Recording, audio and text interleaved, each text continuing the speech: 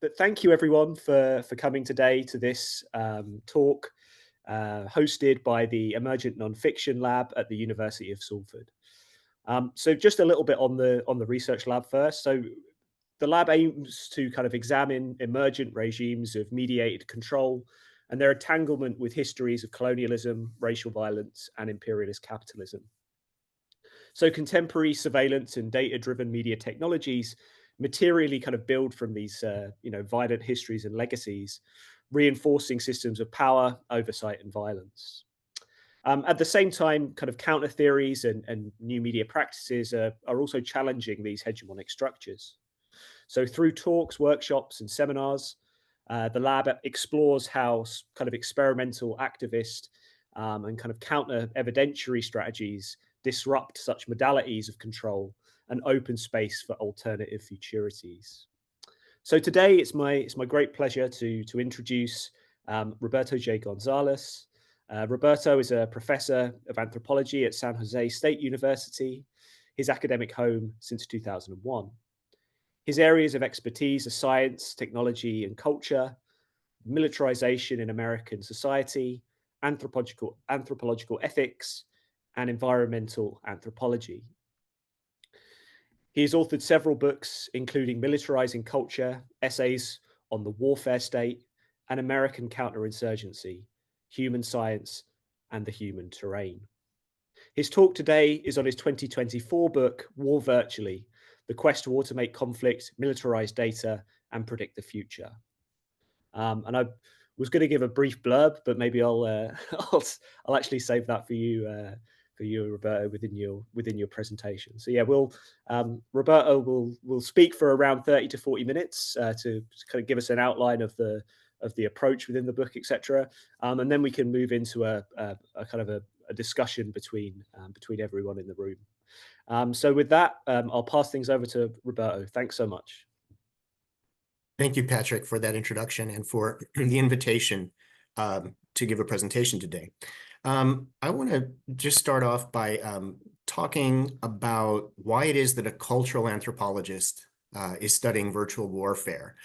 A lot of the people who have been writing on the introduction of new technologies in the military are typically people from the fields of military history or international relations or political science.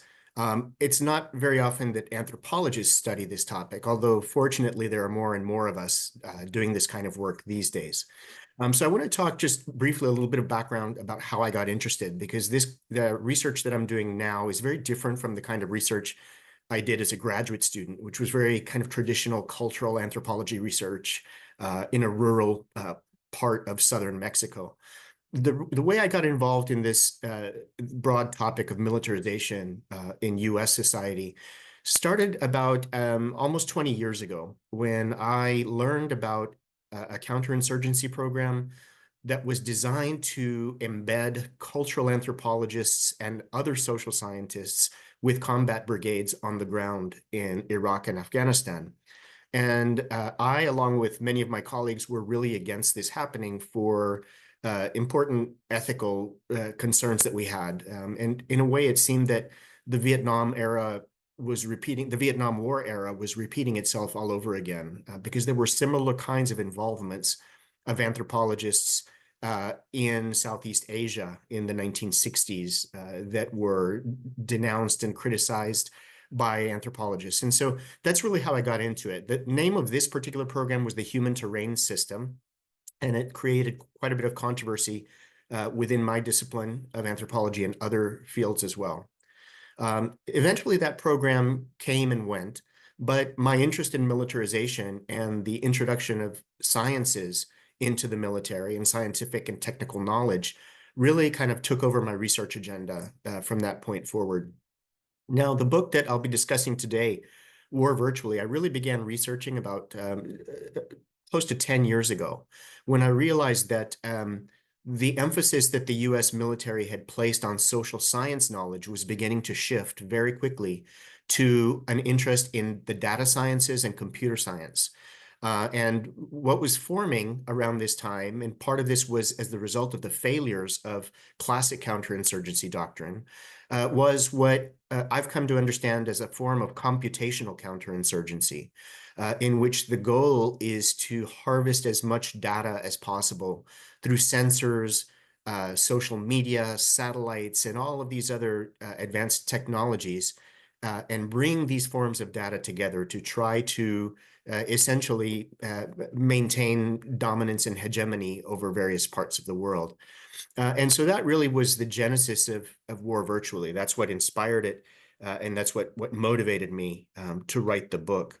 So the one thing that I think is important to realize is the anthropological approach is quite different, I think, from other social sciences in a couple of ways. First of all, we rely to the extent we can on participant observation, which means that we immerse ourselves in a place or in a topic very deeply, and we try to interview people who are essentially experts in that area. So during my doctoral research, which was a dissertation on the farming practices of subsistence farmers in southern Mexico, I talked to those people that were most knowledgeable about farming to get a sense of why it is they did their work in the way that they did. And so I've tried to do the same thing with this very different topic now of militarization in U.S. society, and specifically the marriage of big tech and big defense in these new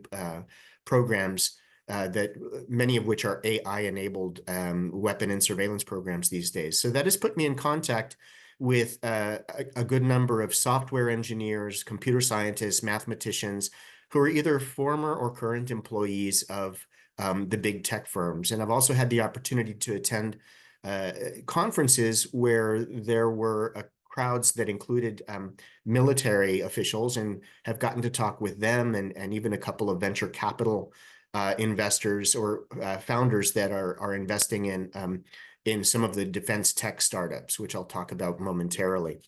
So I've tried to do that, but I've also relied on a different set of methods that really takes a look at many different secondary sources, from the trade literature, from the defense industry and the tech industry, to government documents, government contracts that are publicly available information online. And much of my work winds up being kind of decoding the acronyms and trying to get a sense of just what a particular CIA or Defense Department contract is really after, what's really the goal of a particular project, and what's the companies that are involved, and that sort of thing. So that's some background information in terms of how I began conceiving of this project, and then methodologically how I went about doing it. Now, let me just say, War Virtually, at its core, is a book about how scientists, computer programmers, and engineers are racing to develop data-driven technologies for fighting virtual wars in the future. The focus is on the U.S. military's effort to do this, although I do mention at various points in the book how this is really being done in the context of what some people view as an AI arms race, or a technological arms race between the US, China, Russia, Iran, and other militaries around the world. Although there's no formal definition for virtual warfare, for me in this book, virtual war means the deployment of a range of new technologies, including lethal autonomous weapons, robotic systems, predictive modeling software, AI-enabled satellite surveillance programs, and psyops, or psychological operations techniques that rely on social media messaging and disinformation campaigns. Unlike most books that have been written on these topics, I take a very critical approach and ask, what are the risks of unleashing these new technologies? Now, before I get started, I also want to mention that although my undergraduate and graduate training, my degrees are in cultural anthropology, I actually had 4 years of mechanical engineering training before I changed my major from engineering to anthropology. And so I think that kind of engineering perspective has enabled me to really understand a lot of the technical aspects of this, that has been very useful in ways that I never imagined as an undergraduate. Now, just want to mention briefly a little bit about the topics that I cover in this book. And so this is a list of the chapter titles and the appendix as well. I began by defining virtual war in the introduction, War Virtually, talk a bit as well about data and what that means. I talk a bit about artificial intelligence as well, just providing some basic definitions in terms that a layperson can understand. I very much wrote this book with the idea that this was not going to be just for academics, but that this was a book of importance and should reach general readers as well. So I take some time in the introduction to do all of those things. Chapter 2 is titled Requiem for a Robot, and it begins with an actual event that happened in Iraq where a small robotic device, which had been exploded by an improvised explosive device in Iraq, was being buried in a funeral service at a military base in Iraq. And I get to the question of the relationship between humans and machines in the battlefield of Iraq and Central Asia in the context of the war on terror. And from there, I talk about the human-machine interface and the kinds of complexities in the relationship between humans and increasingly autonomous robotic systems that are being employed in the military. Chapter 3, Pentagon West, I'll spend the bulk of my presentation today talking about. Let me just say, at its core, it's about the history of Silicon Valley and the tech industry and its relationship to the US Department of Defense and the intelligence community agencies. Chapter 4, The Dark Arts, is about the use of propaganda and psychological operations in the context of a world in which many, many people rely on social media to get their news and to communicate with each other. Chapter 5, Juggernaut, is about the Defense Advanced Research Projects Agency, or DARPA, which is in essence the research branch of the Department of Defense, where research is funded and projects are launched with the goal of bringing those products into production 5 to 10 years into the future or later. Chapter 6, Precogs Incorporated, is about predictive modeling software, which is employed increasingly by US military and intelligence agencies to predict future events or potential insurgencies in various parts of the world. And then 7, Post Data, is the conclusion, which, among other things, talks about efforts largely within the tech industry to fight back against the automation of conflict, the militarization of data, and the marriage of the tech industry to the world of defense. And then finally, the appendix is a short reflection on the methodology of doing this kind of work on, among other things, projects that are classifieds or that are very secretive. And so I asked the question, how is it that we can go about doing those kinds of research as social scientists? So with that background, let me just say that, well, let me just begin by talking about 2 recent events. I mean, within the past 5 years or so. So event 1 happened in March 2019, when a defense tech startup company called Palantir won an $800 million US Army contract for a battlefield intelligence program. This was really significant because Palantir, which was not a household name in 2019, beat out some of the biggest legacy defense firms, including RTX, which was formerly known as Raytheon. Months later, and this is what, incidentally, this is what the interface looks like. And this is kind of using mock data here. Months later, Palantir became a publicly traded corporation on the New York Stock Exchange, which is something that most startups can only dream of aspiring to. So that's the first event. The second event happened much more recently in April 2024. And this involved another defense tech startup called Anduril Industries. Anduril, along with General Atomics, was awarded a multi-year U.S. Air Force contract worth up to $9 billion. They were selected over legacy firms Lockheed Martin, Northrop Grumman, and Boeing for the so-called Collaborative Combat Aircraft program to develop autonomous fighter jets. The New York Times describes these machines as, quote, robotic wingmen. So such events might lead some people to ask, will tech startups soon displace established defense contractors as primary recipients of Pentagon spending? In other words, are Palantir and Anduril becoming the new Raytheon and Lockheed Martin? How, over the past decade, did the center of America's military-industrial complex shift from the Capital Beltway to Silicon Valley? Although much of the Pentagon's $1 trillion budget goes to well-established giants like the ones I've mentioned, Lockheed Martin, RTX Raytheon, Northrop Grumman, and General Dynamics, a new political economy is emerging, driven by big tech and small defense tech startups, funded by venture capital or VC firms. As Defense Department officials adopt AI-enabled weapons, surveillance, and logistics systems and cloud computing services, they've awarded multi-billion-dollar contracts to Microsoft, Amazon, Google, Oracle, Hewlett-Packard, SpaceX, and others. The Department of Defense has simultaneously boosted funding for tech startups, including Anduril, Shield AI, Skydio, Hawkeye 360, Rebellion Defense, and Epirus. All of the companies that I've just mentioned at one point or another have been valued at more than $1 billion in terms of their valuation.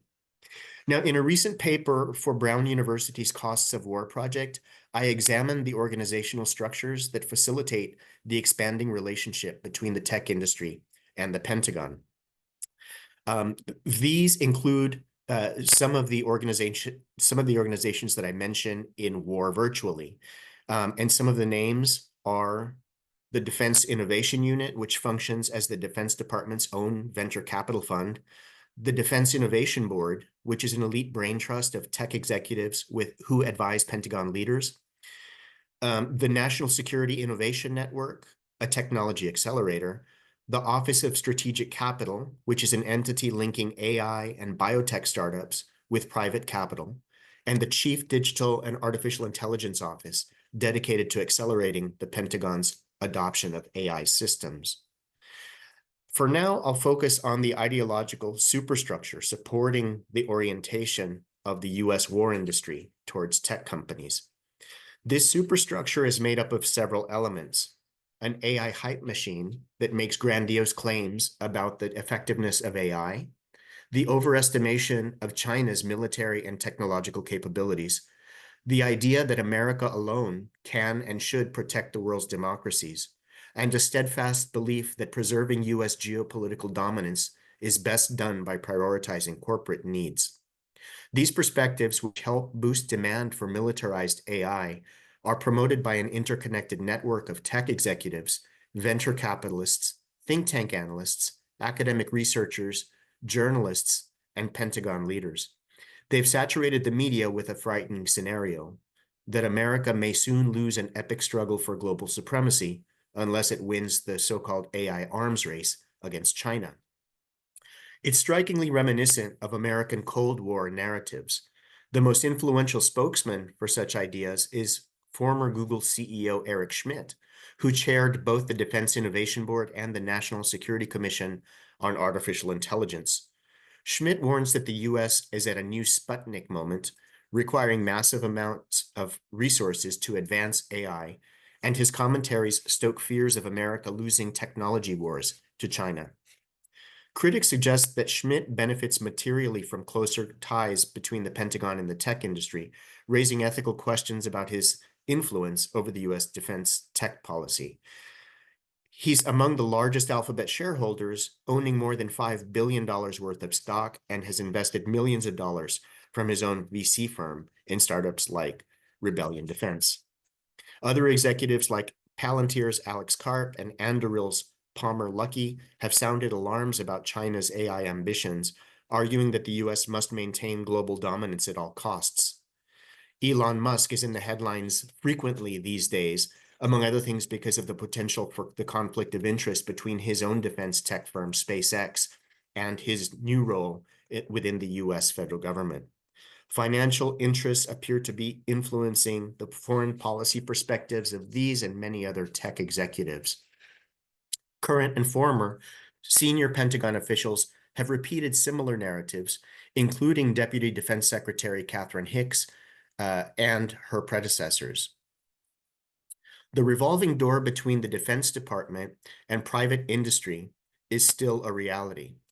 What's more, dozens of senior Pentagon officials are gravitating towards defense-related VC and private equity firms as advisors after retiring. While in the past, the revolving door meant that former Defense Department officials might accept lucrative positions with weapons manufacturers, there are more lucrative options these days. A recent report by the New York Times identified nearly 50 former Pentagon officials working in venture capital and private equity firms, leveraging government contacts to benefit these firms' investment portfolios. The new revolving door deepens the Silicon Valley-Pentagon nexus by increasing military funding for early-stage defense tech startups. Hawkish bipartisan think tank analysts, for example, at the Center for a New American Security and the Center for Strategic and International Studies, also propagate the idea of an AI arms race by issuing reports on the China threat, testifying in congressional hearings, and organizing conferences on the topic. Both think tanks rely heavily on corporate funding. Their biggest donors include defense firms Lockheed Martin, Northrop Grumman, and RTX Raytheon, but also tech giants like Alphabet, Google, Microsoft, Amazon, and Meta Facebook. These links appear to be shaping these think tanks' perspectives and proposals. Tech and Pentagon leaders largely dismiss alternative viewpoints, casting doubt on the narratives mentioned above. For example, the idea that the US is losing an AI arms race, which leads tech executives to claim that regulating AI threatens national security, is contested by researchers such as Helen Toner, Jeffrey Ding, and William Hartung, who argue that China's technological prowess has been overstated. At least one former Pentagon leader has expressed misgivings about the AI arms race rhetoric. Retired U.S. Air Force Lieutenant General Jack Shanahan, who directed the DoD's Joint Artificial Intelligence Commission, noted in 2023, and I'm quoting here, "It feels at times like we are dangerously close to making the same kind of erroneous bomber missile gap assessment with AI that we did with the Soviet Union in the early 1960s. The Cold War provides a useful analogy, but other moments are relevant too. For example, the creation of the American National Security State in 1947 and new U.S. security initiatives following the September 11, 2001 attacks led to the designation of new insecurities, new institutions to fight them, and a public mobilization campaign grounded in fear. The U.S. government allocated vast resources to ward off imagined catastrophic futures, while also creating the conditions for those catastrophic futures to materialize by generating new arms races, exacerbating international relations, and failing to respond to human needs at home and abroad. An imagined AI arms race may become a self-fulfilling prophecy unless cooler heads prevail. Preparing for war by algorithms will be costly in many ways. Economically speaking, VC firms are investing heavily in defense tech startups because DoD spending on AI products might bring lucrative returns. In other words, VC firms are financing high-risk defense tech companies because the payoff from Pentagon production contracts can be enormous. VC investors know that when Defense Innovation Unit and In-Q-Tel, which is the CIA's venture capital arm, provide early-stage startup funding, there is a decent chance that it will win longer-term contracts. Consequently, billions of dollars in public funds can be transferred to private hands in the name of national security. Preparing for AI wars will also incur a high political cost. The immense influence of big tech firms will grow even further as U.S. military and intelligence agencies award them more contracts in the future. The industry's lobbying expenditures compare with those of legacy defense firms and frequently exceed them. President Dwight D. Eisenhower's warning that American citizens should guard against the acquisition of unwarranted influence by the military-industrial complex is as relevant today as in 1961. As the tech industry dominates large portions of the American economy, its executives and lobbyists will continue wielding influence to secure more of the Pentagon's annual budget, while seeking to avoid regulation over data privacy or AI. Finally, we should consider what the costs might be for those directly affected by risky AI-enabled weapon and surveillance systems. Military personnel and civilians who might be harmed by flawed or inadequately tested technologies. By nature, venture capital firms seek rapid returns on investment by rushing a product into production, then cashing out by either selling the startup or going public. Consequently, VC-funded defense tech startups are motivated to build prototypes and initiate production as quickly as possible. Startups are interested in selling new modes of warfare to Pentagon officials, not because this approach fits some strategic framework, but because it aligns with their business models. The more influence VCs, startups, and big tech can wield on Pentagon officials and convince them of the dangers of algorithmic wars, the faster they can get their products to market. Conservative figures from research nonprofit Tech Inquiry estimates that big tech firms received $28 billion in Defense Department and intelligence community contracts between 2019 and 2022.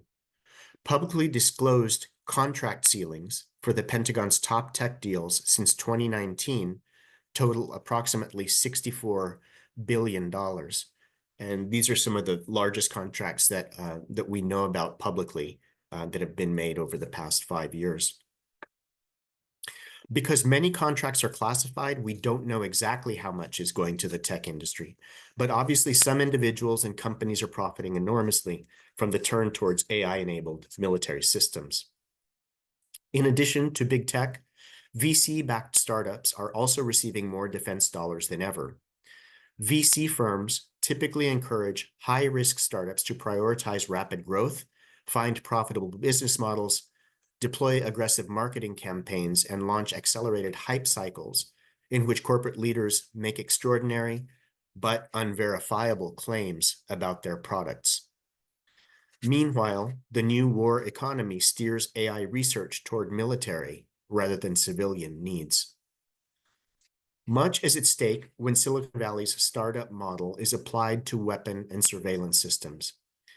Retired Lieutenant General Jack Shanahan, who, as I mentioned earlier, is among the few voices from the defense establishment to raise concerns, recently said, quote, "I'm less worried right now about autonomous weapons making their own decisions than fielding flawed capabilities that don't work as advertised or result in innocent people dying." The Israeli military's use of AI systems for selecting thousands of human targets in Gaza, here I'm talking about programs like Lavender and Where's Daddy, are a sign that Shanahan's concerns are already being realized. Let's return to the question that I started with. Are Palantir and Anduril becoming the new Raytheon and Lockheed Martin? At this point, I think the answer is that it's very likely that we're in the middle of that transition now. A more likely scenario, given big tech's overwhelming financial power, is that mammoth corporations like Microsoft and Amazon will begin acquiring pieces of the traditional military-industrial complex, the legacy firms like Raytheon. It's also quite possible that legacy firms like Northrop Grumman and RTX Raytheon will begin buying up rapidly growing defense tech startups like Shield AI or Saildrone. The problem, from a citizen's point of view, is that these processes will siphon away many billions of dollars that could be used to address other pressing priorities. For example, climate change mitigation, research into epidemic diseases, and poverty alleviation. I'll close by invoking Eisenhower once more. In 1953, he said, "Every gun that's made, every warship launched, every rocket fired signifies a theft from those who hunger and are not fed. those who are cold and are not clothed. This world in arms is not spending money alone.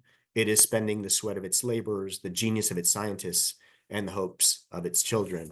I think those are words worth remembering these days, as we see now more than ever before the close interconnection between the big tech industry and the US defense and intelligence establishments. So with that, I am happy to start a discussion. Part of why I'm really excited about this opportunity is for the question and answer period afterwards. I find that I always learn a lot from the different experiences and knowledge of those who I'm speaking with. So thank you. Thanks so much, Roberto. Yeah, so if anyone's got any particular questions that they want to, want to ask Roberto, then do feel free to raise your hand, and I can jump over to you.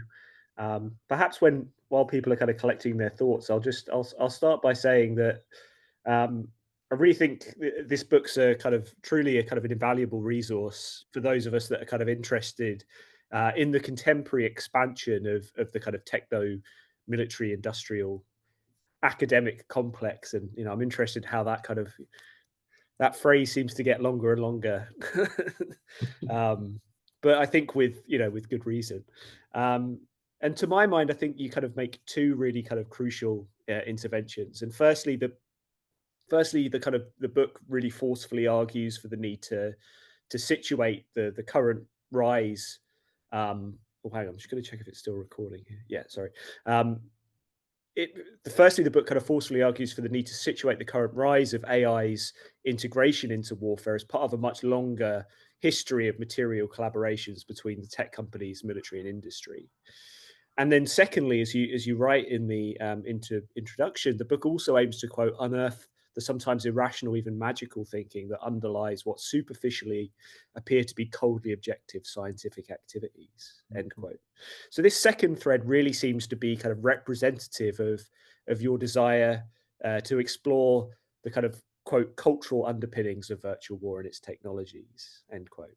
So I might be overstating the importance of these kind of two particular conceptual threads, the first being that kind of historical material exploration, and the second being the kind of cultural imaginaries that that emerge in the wake of those histories. But these seem to be the real kind of core foci of the book. And I'm just wondering if maybe you could kind of, firstly, maybe you disagree, but broadly, like why did these two elements seem so kind of like prescient to bring to the fore, I guess, in this book? Yeah, that's a great reading, and thanks for the question. And I love that you picked out those two underlying themes that resonate throughout the book. I think the historical aspect of this is obviously really important because in the US and elsewhere, I think there's a popular perception that somehow the tech industry developed independently of the emergence of the national security state in the United States. And part of this is a mythology that was created by the tech industry itself, by tech executives in particular. So if you think of the stereotype of the Silicon Valley genius or wizard, if we're going to talk in magical terms, the idea is that somehow this wonderful product X, whether it's the internet or personal computers or social media, that these wonderful things were created by men,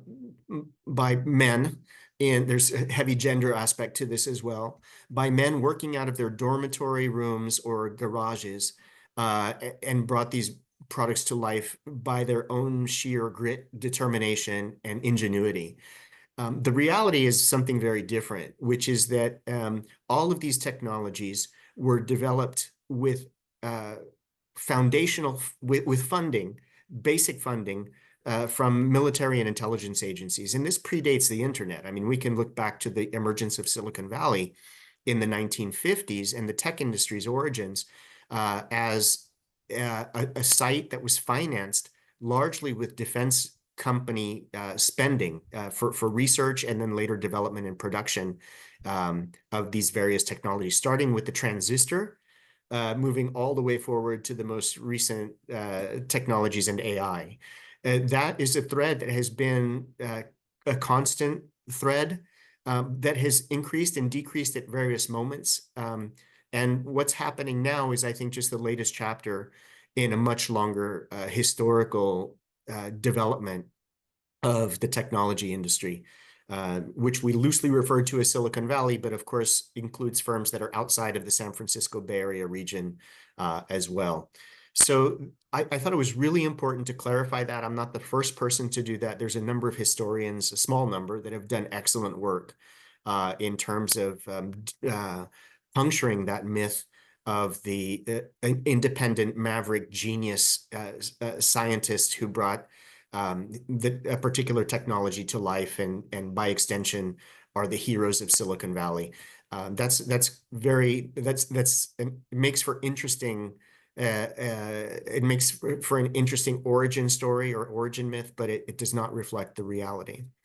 The second theme that you allude to, the theme of magic, that's an interesting one that hadn't fully occurred to me until the first set of peer reviews came in from my book. And one of the reviewers did a fantastic job of helping me to articulate what was in the original draft, kind of a very minor theme, and put it much more to the forefront.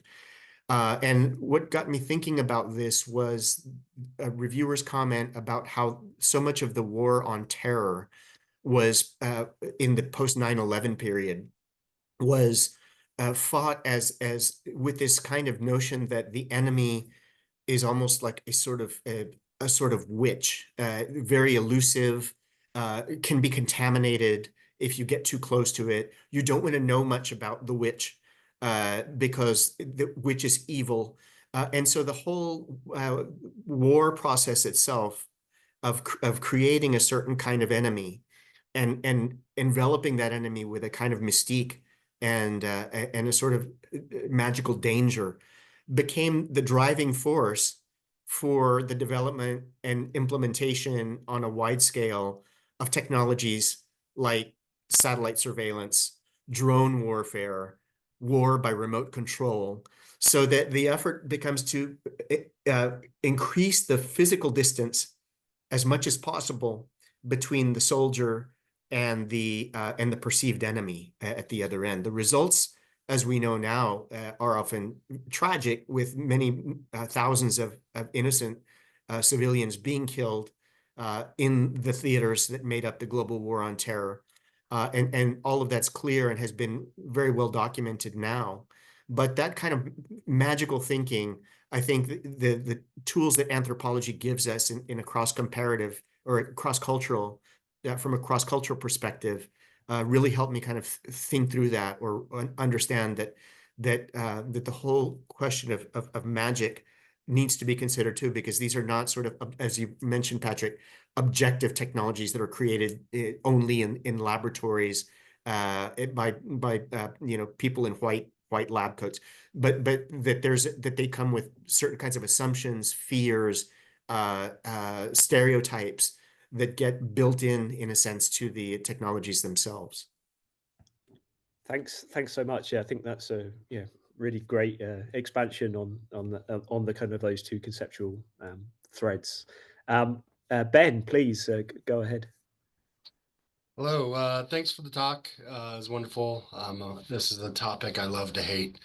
And it's funny because the second answer you just gave really talked a little bit to the root of what I wanted to ask, but I was thinking about a Black Mirror episode, right, of Men on Fire, right, where they put the chips, right, in the people's heads, right, and it helps them, and it makes them see who the enemy is, and it helps them reset and whatnot. And so I guess I was just wondering about, like, because I know there's always been murmurs And I've seen some talk about research around biochips and brain implants and that kind of stuff. I wonder, and especially through DoD type funding. And so I guess I was just wondering uh, where they're at with all that, and what the future looks like. Yeah, great question. I don't get so much into those questions now. I will say that that DARPA, if you read through some of the projects that DARPA has underway, I mean, they're just some of what they are funding. It's just mind-boggling. It includes all kinds of things, not just on the sort of AI side, but also on the sort of biochemical side of the human body. I mean, all kinds of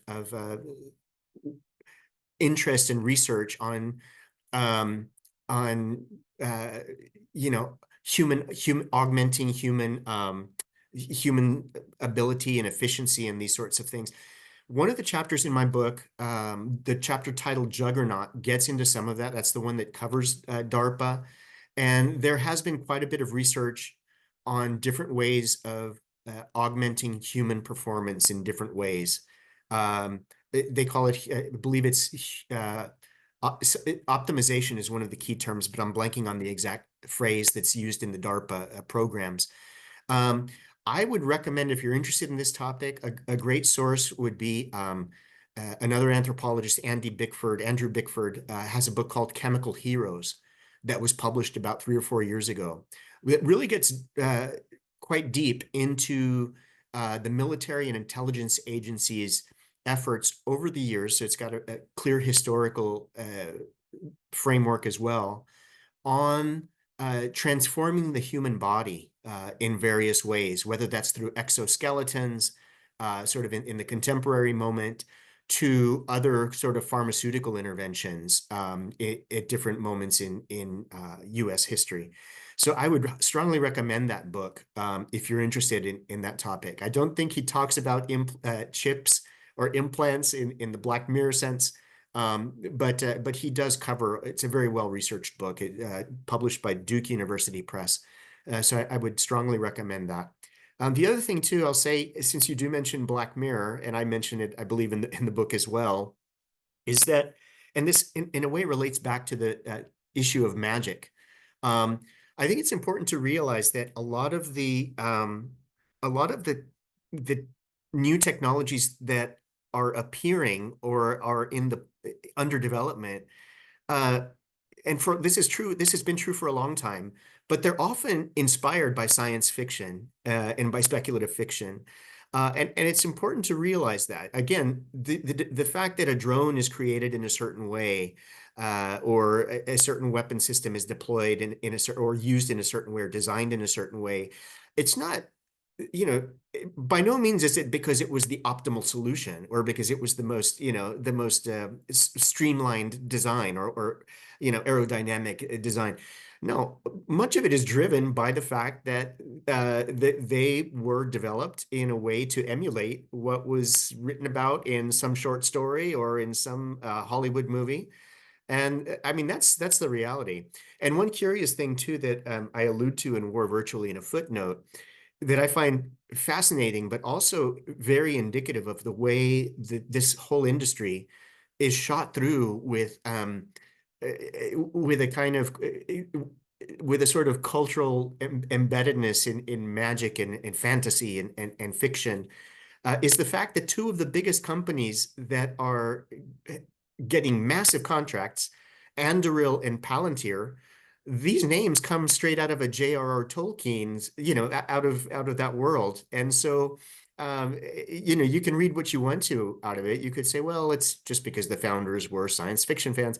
But one has to ask, as a social scientist or as an anthropologist, how does that name, how does that legacy shape the attitudes and the motivations and the worldview of those who have bought into it, of those engineers that are working there, of those executives that are putting out the message that we're fighting a war against evil, and we've got to do this right, and we've got to dedicate ourselves to the cause. To me, I find that fascinating. I mean, on the one hand, sort of funny, but also really significant in terms of its symbolic impact. Thanks so much. So we've got a question from David, and then we've got one in the chat. So David, if please go ahead. Hi, thank you so much for your talk, which I thought was great and totally fascinating. You gave us some very encouraging hints right at the end when you were describing the whole book about efforts within these within military departments and also within military corporations of people who were querying the developments that you describe. I'd be fascinated to hear more about those. Thanks. I'm very glad you asked this question because as I wrapped up my talk, I realized I probably didn't talk enough about that. I do get into it to some degree in War Virtually, although War Virtually, that part of it anyway, is now out of date just 3 years later, not quite 3 years after publication. So let me talk first of all about within the military. It's a fairly small group within the military that are raising questions, and I single out Jack Shanahan simply because he is so well placed to make those kinds of critiques, having headed up the Joint Artificial Intelligence Commission for several years. I think that he began as a strong kind of unquestioning proponent of the introduction of AI into military systems, and then I think had a moment of revelation about 2 years ago when he started to ask, are things getting out of control? Is this looking too much now like the Cold War era and the nuclear arms race of the 1960s? And if so, maybe I need to speak up and say something about it. And so he's been on record on a couple of occasions for criticizing this move. But within the military itself, because it has been such a priority now, not just during the Biden administration, and now with the Trump administration clearly moving in the same direction, only even faster, that I think that there's a lot of career military people that are afraid to speak out, frankly, about this. I am more optimistic about the role of people within the tech industry, the employees within the tech industry, to put the brakes on some of this, or at least ask tough questions that might lead to better outcomes. So I'm just going to mention a couple of examples. One of which I mentioned in the book. It happened in 2017. One of the U.S. military's first AI programs was made public at that time. It was actually publicized because of leaked emails that came out of Google. So Google, along with a number of other companies, were contracted by the U.S. Defense Department to provide AI analysis of drone footage from Afghanistan and other parts of Central Asia and the Middle East. By 2017, the amount of data coming in from drone sensors and satellites was so great that it was impossible for humans to analyze all of it.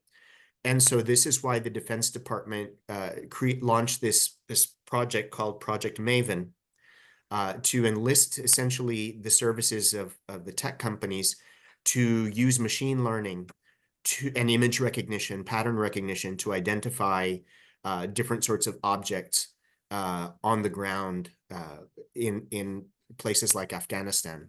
So this was a secret deal.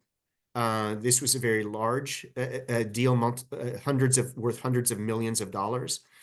And when employees at Google found out about it, there were a number of them that were outraged. They signed a petition. A number of employees quit in a very public way.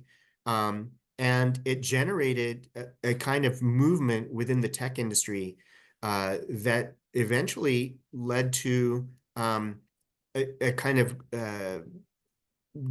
group of dissenters that some of whom quit, some of whom used their platforms within the company to ask hard questions about the ethical uses of AI, or the unethical, potentially unethical uses of AI. Many of these employees, I think, took pride in their work because of the fact that their companies were not defense contractors. And then when the news about Project Maven came out, they were outraged. And since that time, that anti-militarist movement within the tech industry has not gone away. And it's not just Google, but there are other firms like Microsoft and Amazon that have employees that have also kind of banded together to raise questions and concerns, or to quit their jobs and to look for other kinds of work.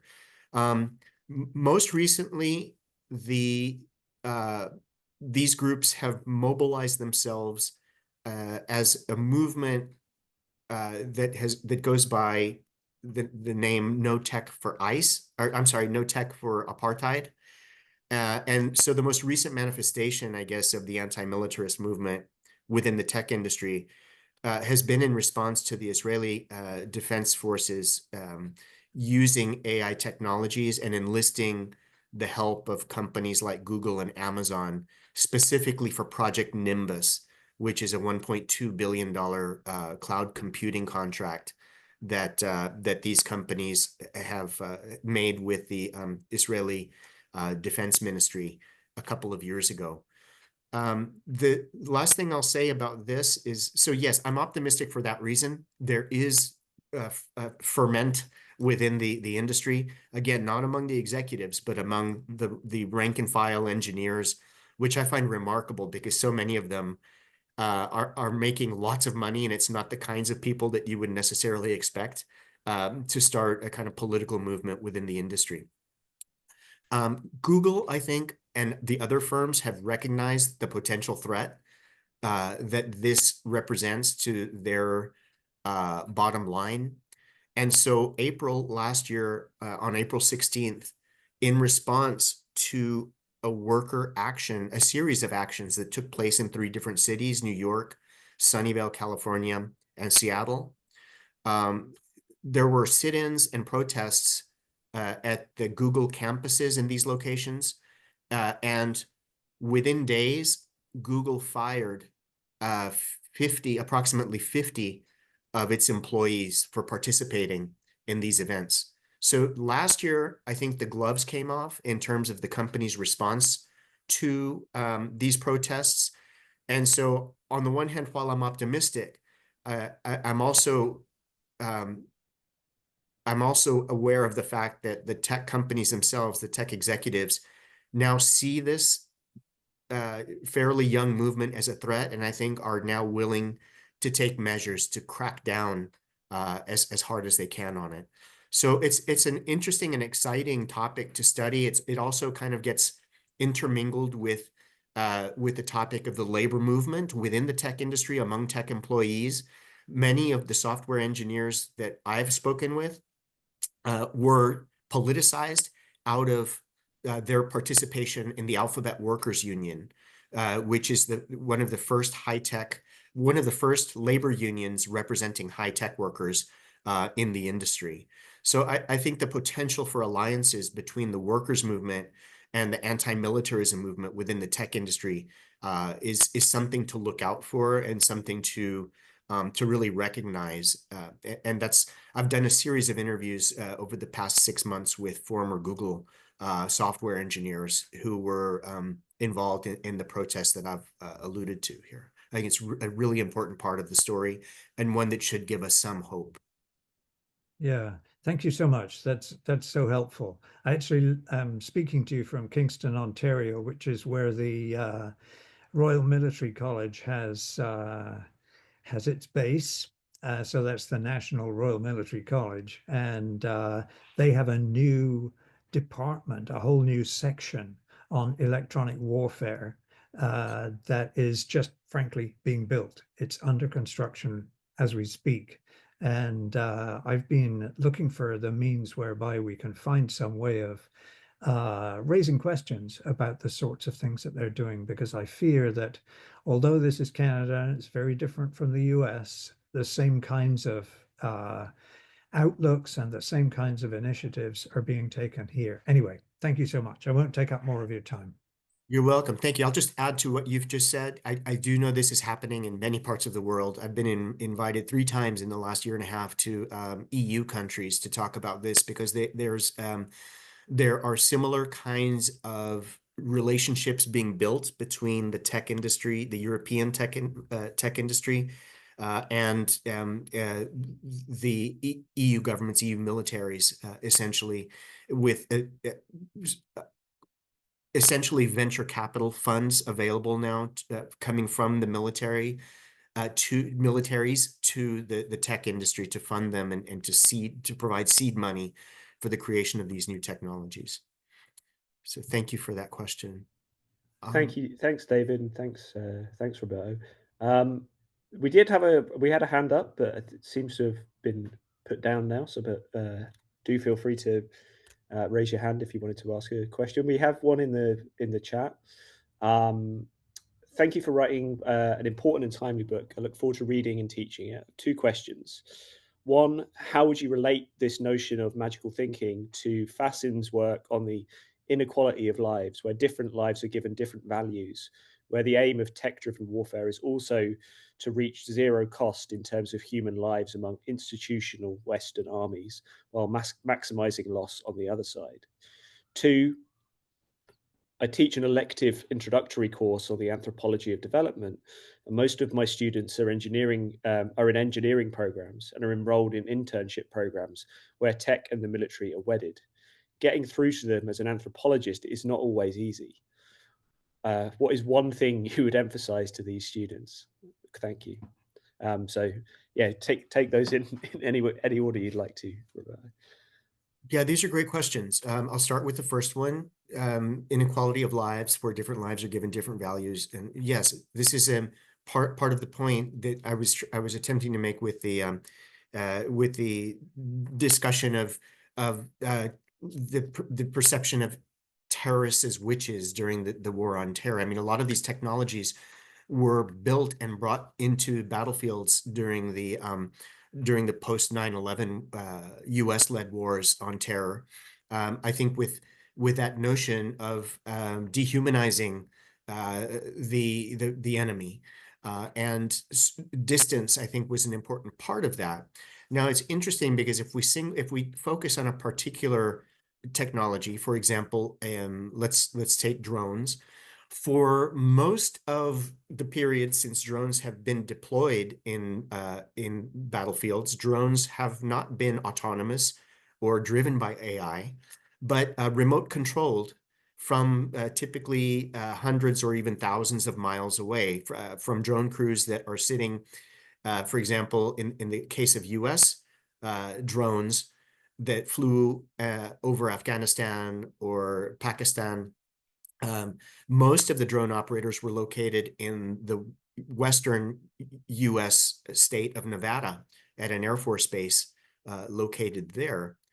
So in that case, one would think that the drone operator is at no risk at all because they're not on a physical battlefield, but instead they're inhabiting a sort of virtual space.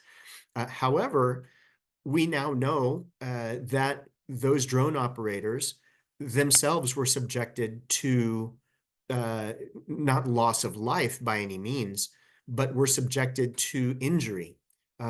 It turns out that many drone operators wound up suffering from post-traumatic stress disorder as a result of their work. And this has been quite well documented now, both by military researchers from within the armed services, as well as lots of investigative journalism that's been done following the lives of these former drone pilots and drone operators. So I think this is one small reason towards the push for AI-enabled drones and other devices that would completely remove humans from the equation, from the loop, as to use that term, decision-making loop, of course, is what I mean. So here in this context, I think there's an assumption that some lives are more expendable than others, and that it's worth having large numbers of civilian deaths if you can get one of the actual enemies. And I think this is some of the calculus that's going into the development of Israel's AI generated targeting lists in programs like Lavender and Where's Daddy, and Gospel is another one that's been reported on. So yes, I think in these cases, there's clearly a kind of magical thinking where some lives are worth saving, and other lives, because they are manifestations of pure evil in some way, or are related to extreme evil, are therefore expendable. So to move on to the second question, this is a really, really good question here. How to address these questions with engineering students. I have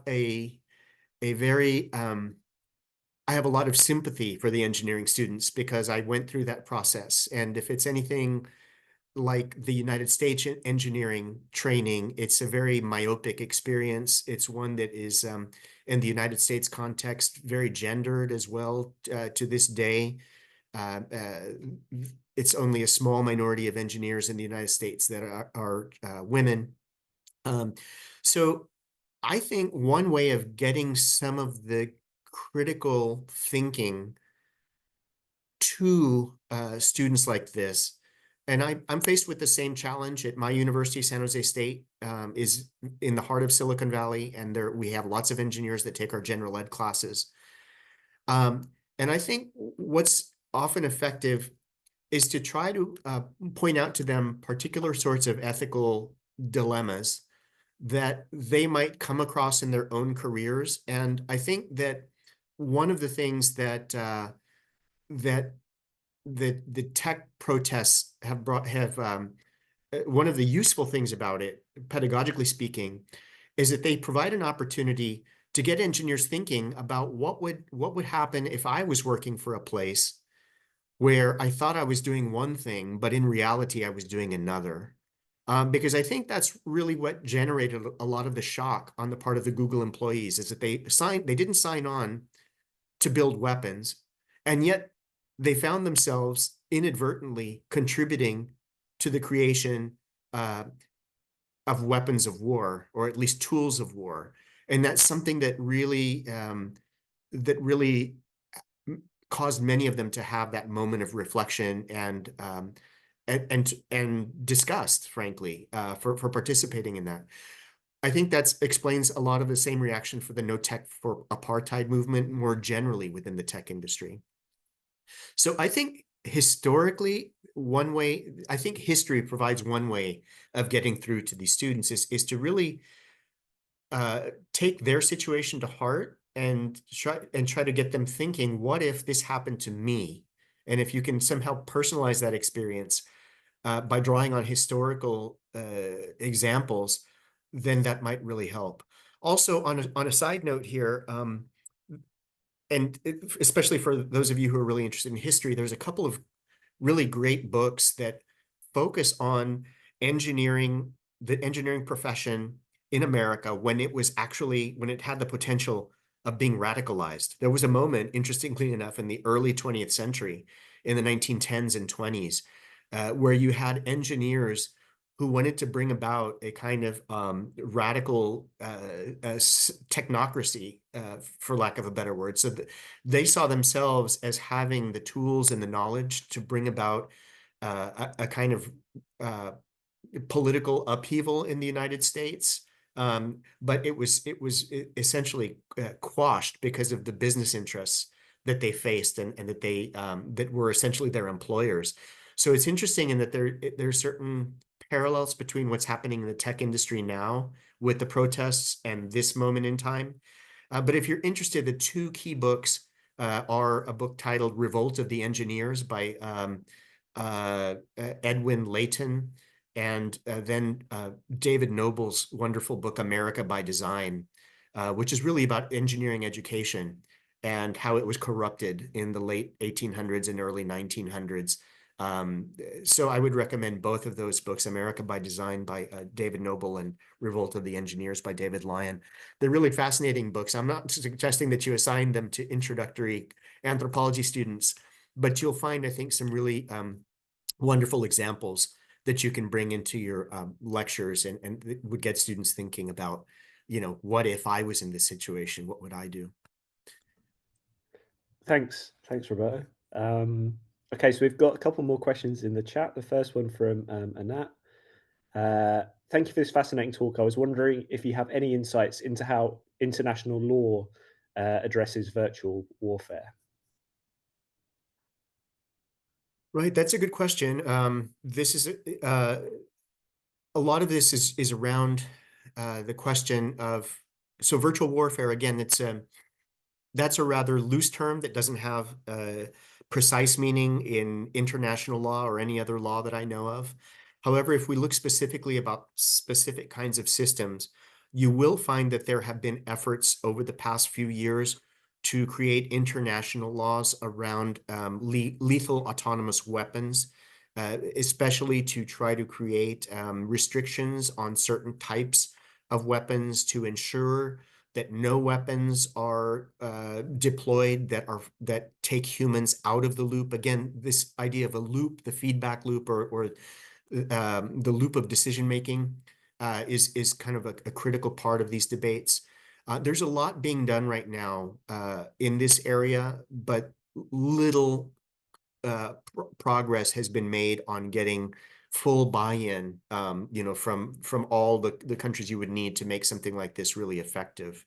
I think because there's such a sense of panic right now and paranoia that I alluded to in my talk, that it's going to be very difficult, I think, it's going to become increasingly difficult to get international laws passed on these kinds of new technologies that are coming out. If you're interested, please do send me an email. There's a couple of scholars that I've got in mind that I met in the EU that are doing great work in this area, and I'd be happy to pass those references on to you by email. I see there's another question here in the chat. Yeah, I'll read that. Sure. So Elisa, inspired by the current question, where specifically do you think higher education fits into the relationships between military and big tech in terms of recruitment, career pipelines, and defense sector sponsorship?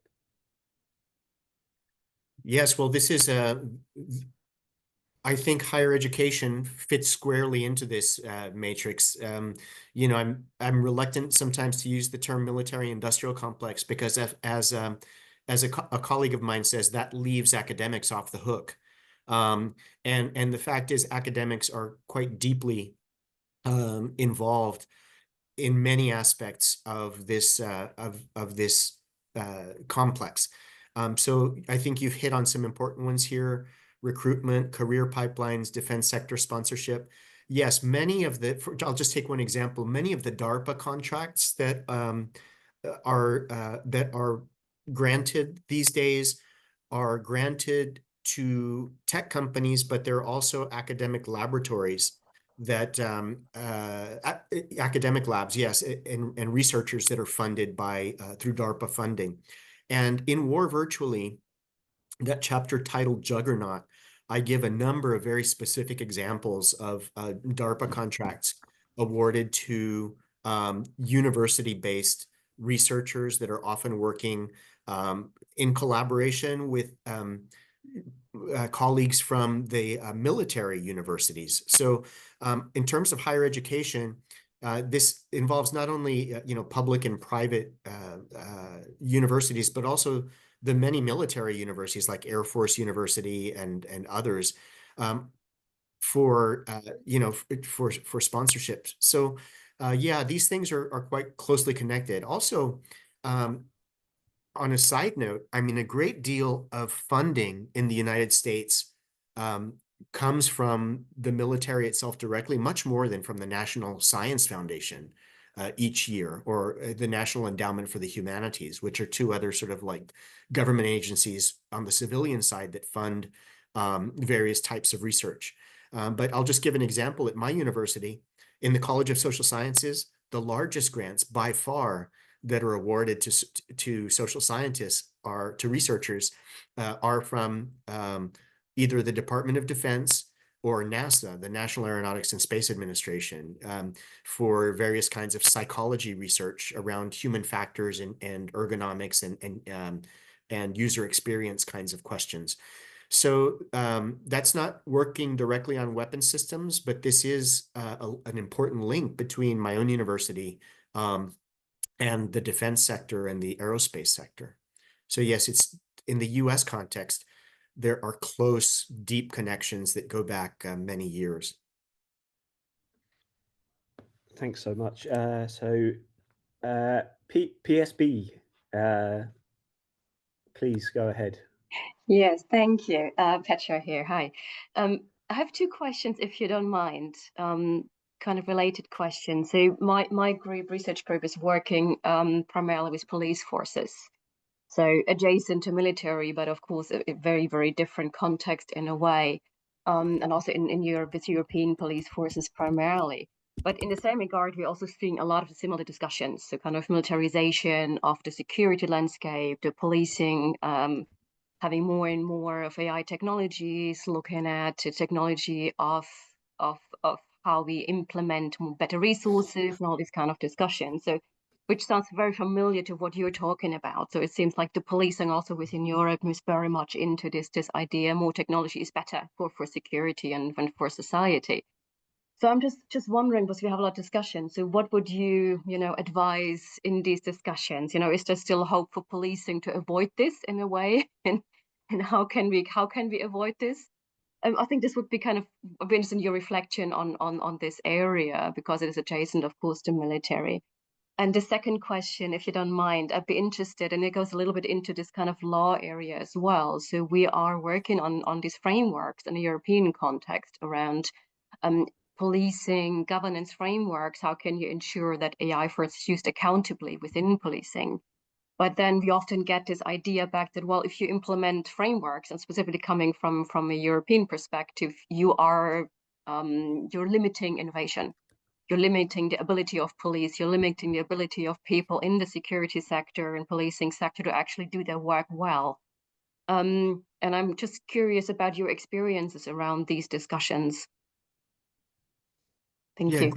Great question. And I'm glad you asked it for a number of reasons. One, I'm currently working on a book manuscript that is, the tentative title is Algorithmic Cops. And then the subtitle is something like, it's still up in the air. I'm working with the publisher on it. But it's essentially how Silicon Valley is shaping the future of policing. And part of what motivated this, in fact, I've recently published my first articles on the subject of policing. If you send me an email, I'm happy to send you copies. Yes, these are very closely connected. In fact, I'll just mention one example that comes up in War Virtually. There is a researcher who, it turns out, is trained as an anthropologist by the name of Jeffrey Brantingham, who created what has become the best known predictive policing company in America, in the United States. The name of the company is PredPol, and I won't go into the story of how an archaeological anthropologist became essentially a kind of statistical criminologist who found allies among the mathematicians that he works with now at UCLA, University of California, Los Angeles. But essentially, he and his colleagues created a sort of, I guess, a set of algorithms that they claimed was able to predict crimes before they happened. And so I give a sort of thumbnail sketch of Brantingham's career, and in the book, this is the chapter Juggernaut. Sorry, this is the chapter Precogs Incorporated, which is really about predictive modeling. And so he launched his own company, PredPol, in 2011. And it was a company that is interesting in a number of ways. First of all, it was funded by venture capital, as startups typically are. but it was also done in collaboration with two California police departments, the Los Angeles Police Department, which, as you probably know, is massive, and then the city of Santa Cruz, up further north in California, just south of San Jose, was another city that agreed to share its data, its historical crime data, to develop the algorithms that eventually became PredPol's,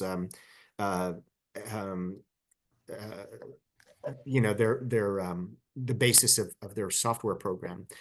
So PredPol, it's now got a different name, incidentally. PredPol is now called Geolytica. PredPol, I'll just say, after claiming that, that it had essentially the keys to solving crime before they happened, came under intense criticism from people in Los Angeles who claimed that it was riddled through with algorithmic biases, that it was being fed with historical crime data that was biased, and that it was resulting in the over-policing of communities of color, Black and brown communities, essentially. And this led to an uproar that really came to a head around 2019 and then 2020 with the murder of George Floyd. In the end, the Los Angeles Police Department did not renew its contract for PredPol, and to this day still has not worked with the company. I am not entirely sure if the Los Angeles Police Department has since then contracted with another predictive policing company. But I think this is an area that's extremely important here in the United States. And I'm actually much more optimistic about the chances of these kinds of policing technologies being subjected to strict regulation and oversight, because these are being deployed domestically. And I think that there's a much greater level of transparency on the whole compared to the military uses of these technologies, which are actually being deployed for the most part overseas at this point. So it's a really interesting question. I know there's a lot of work being done in the EU on this. In fact, there's a group at Utrecht University in the Netherlands that is working on, they had, in fact, a symposium some time ago on traveling technologies. And by traveling, what they meant was that these technologies would tend to flow back and forth between policing or law enforcement institutions and military institutions. And so they were very interested in trying to make those connections out of that research group. So I can also send you some information about those scholars. I see your email here, but I'm happy to put you in contact with them. I think they're doing very important work. Yeah, that'd be great. Thanks a lot. Thanks so much, Roberto. If people do feel free, probably got about 5-10 minutes left if anybody wants to jump in with other questions. I might just, I'll just kind of ask one. I think this maybe goes back slightly to the question around international human rights law, international law more broadly. So I'm personally speaking, coming to a lot of these questions around the military use of AI from the position of open source and human rights investigation. So these kind of two fields. And of course, within those fields, much of the investigative work is a reactive practice, right? It looks into particular instances of military violence or potential breaches of international humanitarian law, sort of post facto, right? And I think what I'm trying to argue for in some of the recent work I've been doing is thinking about the need to move towards investigative methods that are more proactive, that open up new avenues for accountability and justice. And here I'm kind of really drawing on the work of Lucy Suchman around the kind of thinking about the locations, politics, and material semiotic specificity and effects of the fractured systems that actually make up what's broadly defined as AI, and how these can become, tracing back those chains of accountability seems absolutely crucial. So yeah, I'm essentially kind of arguing that, OSI methods, human rights investigation, need to take more proactive stances to actually trace back the kind of material infrastructures that support these kinds of systems. And you've highlighted the really, I think, powerful examples from, resistance from inside big tech. And so much of that work is really actually doing precisely this, right? It's really tracing the ways in which these kind of the origin point, or at least the kind of infrastructural origin point of a lot of the ways in which these technologies are supported and maintained. And I'm just thinking, like, what other avenues do you think are open here that could support these kind of forms of grassroots activism? And I know you've touched upon this slightly, but I'm kind of interested to see how, if you can kind of see that kind of move towards a more proactive form of investigation, and actually, your book here and the work of grassroots activists within big tech is doing this work, but is there other things that could be drawn in there as well? Yeah, it's a great point. And I think you're asking just the right questions. I think that the issue of accountability is a really important one. And I think one of the things that I think many of us are concerned about is as we see more and more of these technologies being used and adopted by militaries, who's accountable if they go wrong? Tracing that path of accountability or responsibility for war crimes that may be inflicted by machines. I mean, in the end, who's accountable for that? And so that's an important ethical and legal set of questions that revolve around that. In terms of proactive, in a sense, proactive actions that could be taken or models, I just have to highlight the work of one organization that I think is doing fantastic work in terms of using AI in a critical way and to inform activists, journalists, scholars about what's going on. So one of the people that I've had the pleasure of getting to know pretty well over the last couple of years through communication, through email primarily, but also on the phone quite a bit, is a person named Jack Polson. Jack Polson he has a PhD in mathematics. He is the founder of an organization called Tech Inquiry. And they've got a wonderful website, techinquiry.org. He also has a very informative Substack account. And Jack he caught my attention because he is one of the people that quit his job at Google, a very good paying job.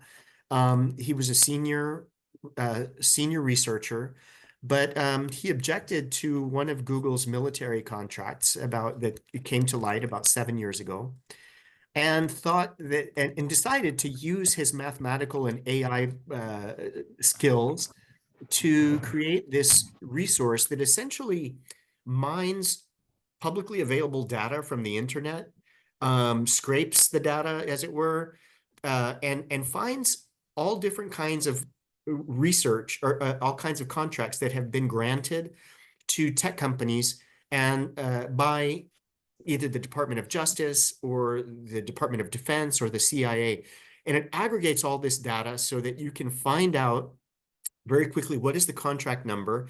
You can look it up. You can look up a particular contract online and then find the description of it, find out if there are subcontractors that are involved. So it becomes a very useful kind of research tool for people like me, or for activists that want to target certain kinds of companies or firms that are maybe doing this kind of work under the table, that's in the publicly available universe of data or of material that's available on the internet for consumption, but that's just really difficult to find, that you don't have an easy way to find it.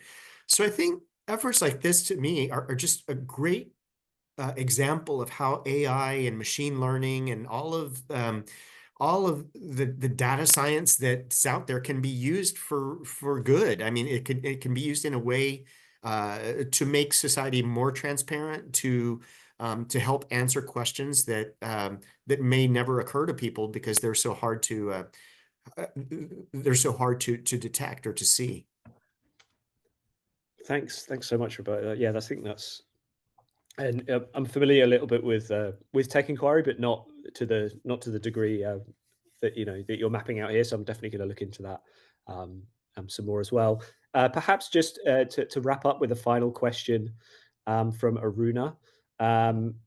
And she asks, very informative talk, thanks. And my question is, are these activities of the US are in line with humanitarian law and exactly it's ambitious? I'm not sure I think we've sort of covered that partly in a way. Yeah, thanks for the question. Is these activities? I mean, I think my general, my feeling personally is that they're not, probably, but I think these are things that, as you were suggesting earlier, I think this is also another huge area in, between IHL or human rights law it's always playing catch up with technological advancements, and we're seeing such a rapid expansion, rollout, and development of these kinds of technologies that it feels to me like that gap is getting ever bigger. So actually, the law always is a slow process, but it feels like there's a more of a kind of a temporal gap. I don't know if you'd kind of agree with that as well. Yeah, I would. I mean, I'll just say one thing. I mean, this is, of course, it's always in flux. And one of the things that I think is we need to really pay attention to these days, if we're talking about the United States, is just how the chaos that's been generated since the new president came to office and the uncertainty that's facing everything from U.S. foreign policy to federal research funding. It's something we're going to have to pay attention to, because clearly it seems that we have a president and administration for whom humanitarian law is really meaningless and is not just not a priority, but has no value whatsoever. In fact, is a hindrance to U.S. interests from that perspective. And so that's something we really need to pay attention to.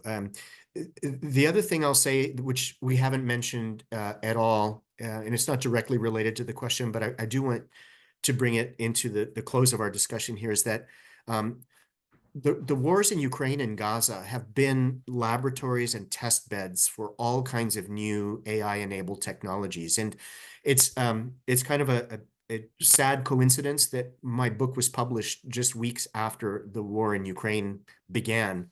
And, I made it more relevant than I probably would have liked or cared to at the time. I could not have foreseen the invasion of Ukraine by Russia. So, I do think that, however, that the use of drones and AI in both of these battlefields has really firmed up the resolve of many countries around the world to push these forward as fast as possible. And so this is something I think that we need to understand, and that needs to bring a sense of urgency to the process of updating national and international laws around these technologies, because they are moving quickly, and we need to be ready for that. And thank you, Caroline, for that reference there in the chat. She mentions, please support the newly formed Hague group. Roberto, thank you so much. I really appreciate you taking the time. And I think, yeah, we're about at our hour and a half. So we'll leave it there. I can stop recording, but just wanted to say thank you so much for your talk today. If you, Roberto, if you can just hold on for 1 second as people drift out, I'll wrap things up with you once. And let me say thank you to everyone for the great questions and for participating. And thank you, Patrick, once again.